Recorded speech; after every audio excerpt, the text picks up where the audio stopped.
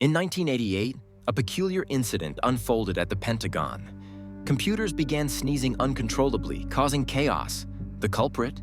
A computer virus named Morris Worm, created by Robert Tappan Morris. This worm, the first of its kind, spread rapidly, infecting thousands of computers. It was a wake-up call, highlighting the vulnerabilities of the digital age. How could a simple code cause such disruption?